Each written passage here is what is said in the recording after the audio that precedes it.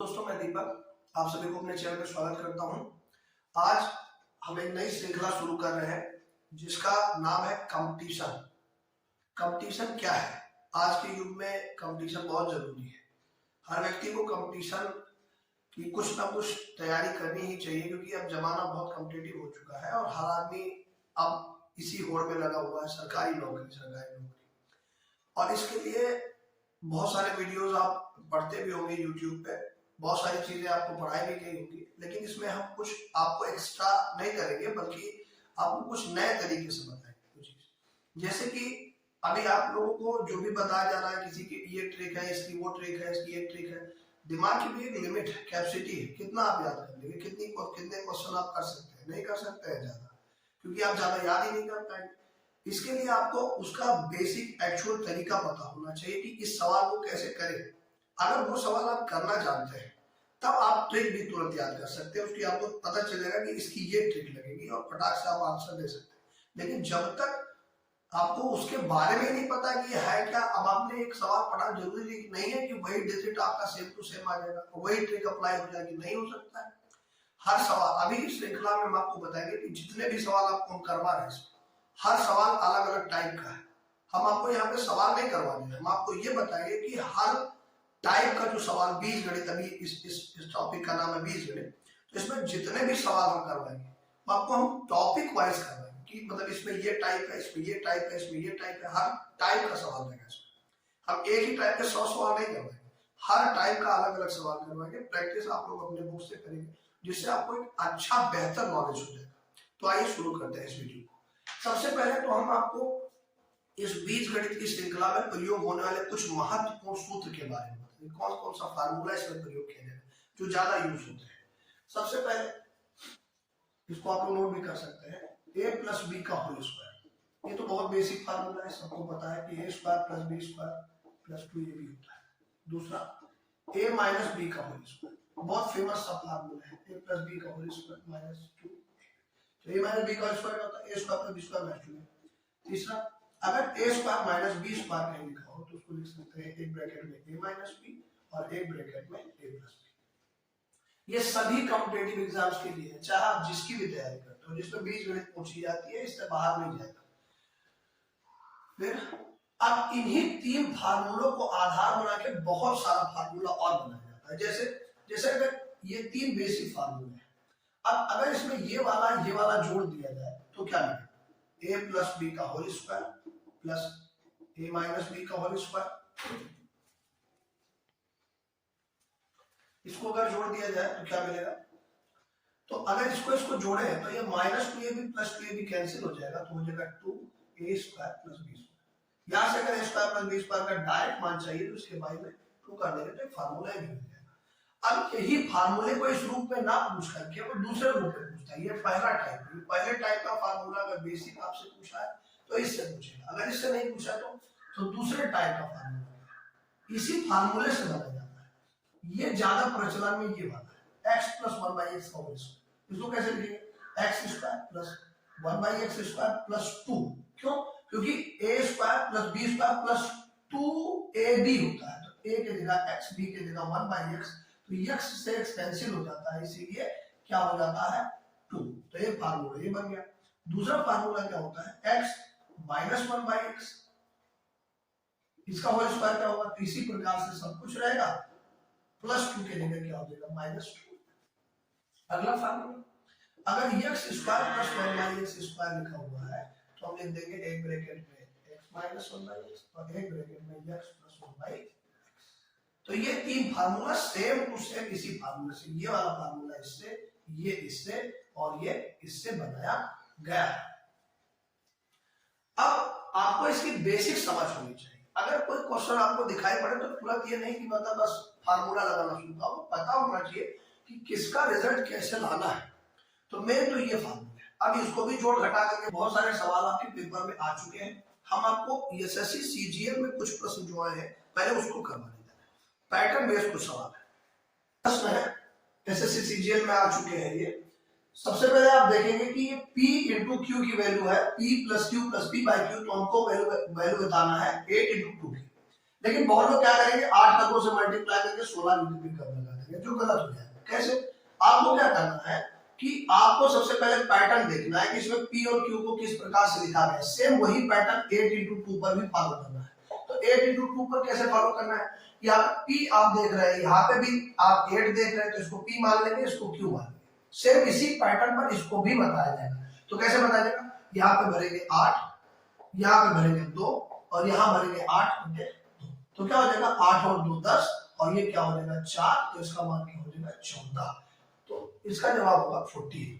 तो समझ में आया होगा कि अगर P into Q की value P plus Q by P plus P upon Q है तो 8/2 को 8 को P समझेंगे और 2 को क्या समझेंगे? Q। और सेम यही पैटर्न इसमें भी लागू करेंगे तो हमको पता चलेगा कि वैल्यू क्या है, ना कि 8 का 2 से मल्टीप्लाई करके 16 जवाब देना है, गलत हो जाएगा। तो ये सवाल आपको समझ में आया होगा पहला। सेम इसी पैटर्न में दूसरा सवाल भी है। ये लिखा हुआ है a@b, अगर कहीं लिखा है तो उसकी वैल्यू है a into b plus b। तो बताइए कि 5@7 की वैल्यू क्या होगी? तो सेम इसको a मान लेंगे, इसको b और इस पैटर्न में इसको भर के सीधा आंसर। तो यहाँ पे a की जगह भरेंगे 5, तो 5 into यहाँ पे 7 भरेंगे और प्लस में b की जगह 7 कर देंगे। तो 7 और 5 का मल्टीप्लाई 35 और 7 और जोड़ देंगे तो क्या हो जाएगा? 42। A 42 हो गया।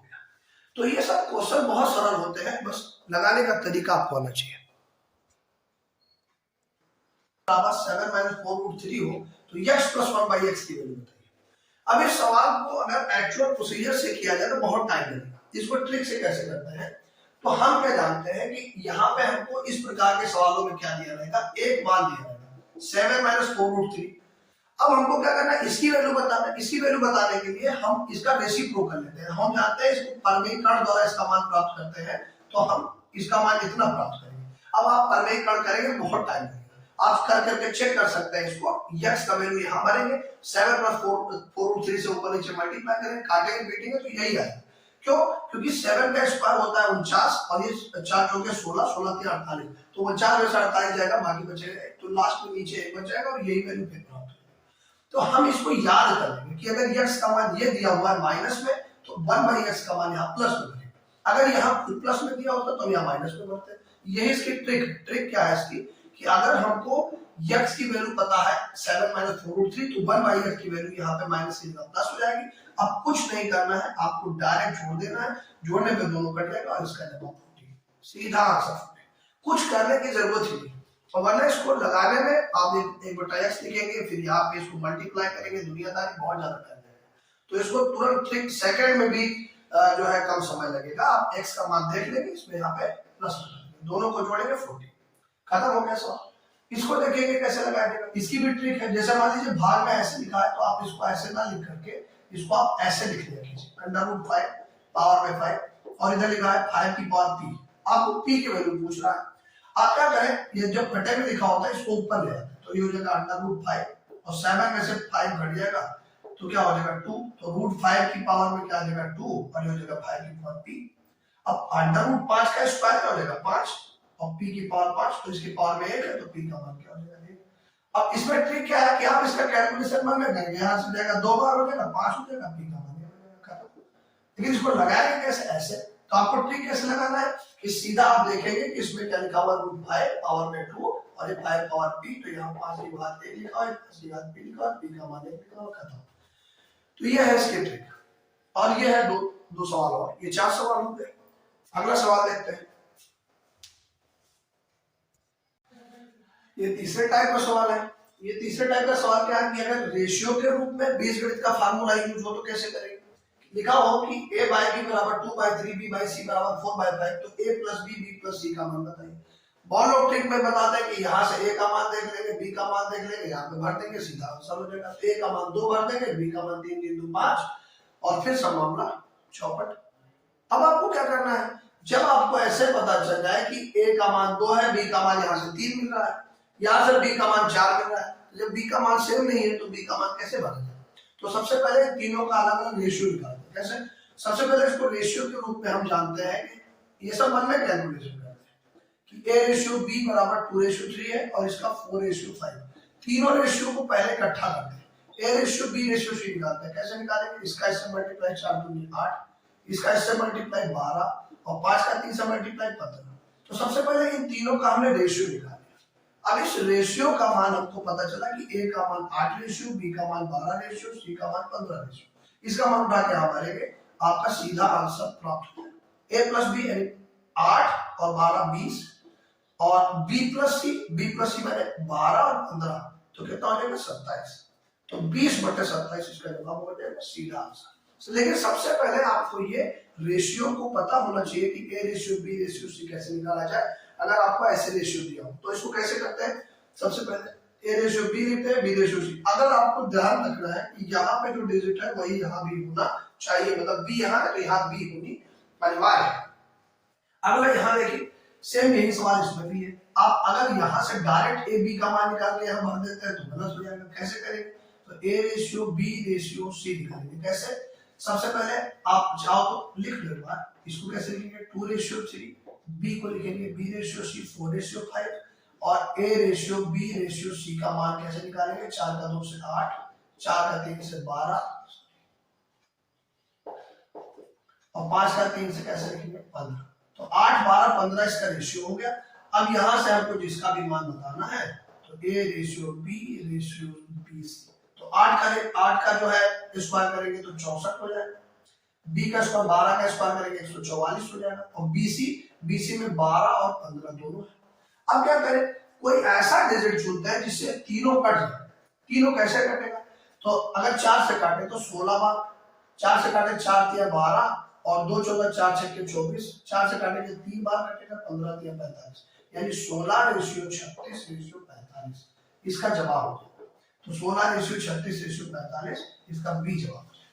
मतलब आपको क्या करना है, आपको पहले A ratio B ratio C कैसे करके निकाल लेना है, उसके बाद में इसका सीधा आंसर। इसी प्रकार से ये सवाल कैसे लगेगा कि x + y = 7 और यहाँ x² नहीं x³ होगा, x³ + y³ + 21xy। ये भी सीजीएल में है, सीजीएल में 2014 में आया हुआ है ये, और ये सीजीएल में 2002 में है। तो ये सब सवाल पेपर में आ चुके हैं। इसको कैसे लगाएंगे, तो x + y का पहले क्या देखेंगे कि इसके पावर में क्या है 1, इसके पावर में 3 है, सीधा इसका क्यूब कर देंगे। तो क्यूब करने में क्या मिलेगा, x³ y³ + 3xy x + y, और 7 का क्यूब क्या होता है 343।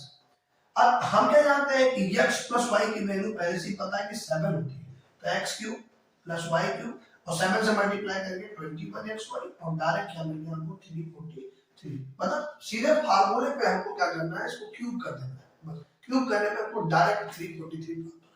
तो इस प्रकार से कुछ सवाल है, बाकी भी बहुत सारे सवाल इसमें करा देंगे, आपको छोटी छोटी वीडियोस में बता देगा कि जिससे आपको बोरिंग ना लगे। वो ढेर सारा सवाल एक वीडियो में नहीं करवा देंगे, इसके अगले वीडियोस में भी ट्रिक से बहुत सारे क्वेश्चन करवा देंगे। Thank you.